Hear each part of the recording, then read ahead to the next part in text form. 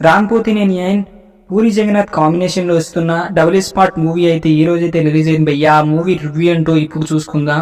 మూవీలో main story line వచ్చేసి hero యొక్క తల్లిని మాఫియా గ్యాంగ్ అయితే చంపేస్తారు. ఎందుకు చంపారు, వాళ్ళపై హీరో రివెంజ్ తీర్చుకుంటారు.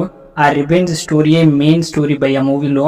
ఈ మూవీ స్మార్ట్ శంకర్ కి సీక్వెల్ గా వస్తున్న మూవీ డబుల్ స్మార్ట్ అని అందరికీ తెలిసిందే. స్మార్ట్ శంకర్ లో వాడిన కాన్సెప్ట్ మెమరీ చిప్స్ కాన్సెప్టే ఈ మూవీలో కూడా వాడారని చెప్పాలి. ఇందులో రామ్ పోతినేని గారి యాక్టింగ్ మాత్రం నెక్స్ట్ లెవెల్లో ఉంటుంది. ఆయన ఎనర్జీ ముందు రామ్ గారి ఆ పాత్రకి 100% న్యాయం చేశారు భయ్య. తన ఎనర్జెటిక్ గా తన మాస్ మసాలా డైలాగ్స్ తోటి మూవీని అయితే నెక్స్ట్ లెవెల్ తీసుకెళ్లారని చెప్పాలి.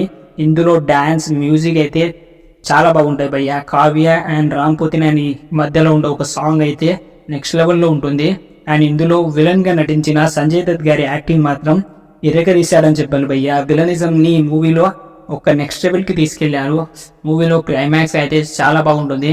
కొన్ని స్లో సీన్స్ అయితే ఉంటాయి భయ్య మూవీలో మెయిన్ మైనస్ పాయింట్ వచ్చేసి మూవీ స్టోరీ భయ్య. స్టోరీ చాలా రొటీన్ గా ఉంటుంది. దాన్ని పూరి జగన్నాథ్ గారి కాన్సెప్ట్ కొంచెం కొత్తగా తీయకున్నా అదే రొటీన్ స్టోరీగా కొన్ని సీన్స్ అయితే ఏం సీన్ రా అనేటట్టు ఉన్నాయి భయ్య. ఎందుకంటే పూరి జగన్నాథ్ గారి లాస్ట్ మూవీ చూసుకుంటే పోకిరి కానీ బద్రి కానీ ఈ మూవీ చూసుకుంటే ఇండస్ట్రీ భయ్య.